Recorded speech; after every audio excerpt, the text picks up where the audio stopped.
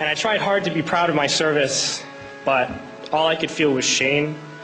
And racism could no longer mask the reality of the occupation. These were people, these were human beings. I've since been plagued by guilt anytime I see an elderly man, like the one who couldn't walk, who we rolled onto a stretcher and told the Iraqi police to take him away. I feel guilt anytime I see a mother with her children, like the one who cried hysterically and screamed that we are worse than Saddam as we forced her from her home. I feel guilt anytime I see a young girl, like the one I grabbed by the arm and dragged into the street. We were told we were fighting terrorists. The real terrorist was me, and the real terrorism is this occupation.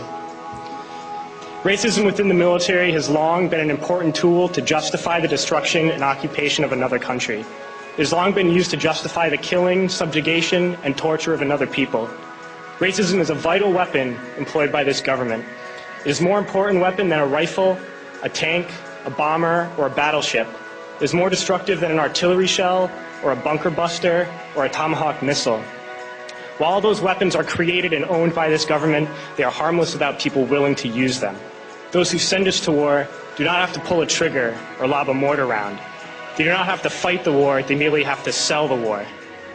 They need a public who is willing to send their soldiers into harm's way. They need soldiers who are willing to kill and be killed without question. They can spend millions on a single bomb, but that bomb only becomes a weapon when the ranks of the military are willing to follow orders to use it. They can send every last soldier anywhere on earth, but there will only be a war if soldiers are willing to fight. And the ruling class, the billionaires who profit from human suffering, care only about expanding their wealth, controlling the world economy. Understand that their power lies only in their ability to convince us that war, oppression, and exploitation is in our interest.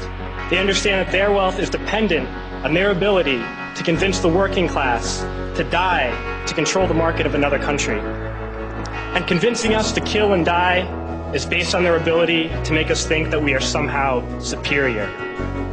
Soldiers, sailors, Marines, airmen have nothing to gain from this occupation. The vast majority of people living in the U.S. have nothing to gain from this occupation. In fact, not only do we have nothing to gain, but we suffer more because of it. We lose limbs, endure trauma, and give our lives. Our families have to watch flag-draped coffins lowered into the earth. Millions in this country without health care, jobs, or access to education must watch this government squander over $450 million a day on this occupation.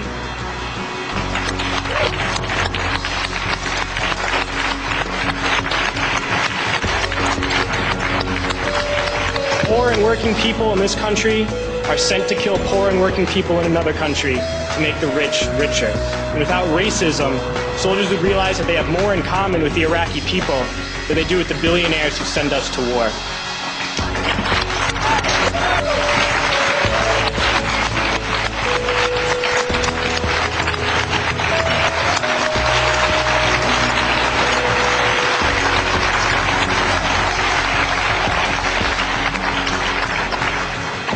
I threw families onto the street in Iraq, only to come home and find families thrown onto the street in this country, in this tragic and unnecessary foreclosure crisis. We need to wake up and realize that our real enemies are not in some distant land. They're not people whose names we don't know and cultures we don't understand. The enemy is people we know very well and people we can identify. The enemy is a system that wages war when it's profitable. The enemy is the CEOs who lay us off from our jobs when it's profitable.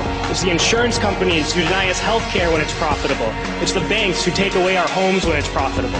Our enemy is not 5,000 miles away. They are right here at home. If we organize and fight with our sisters and brothers, we can stop this war, we can stop this government, and we can create a better world.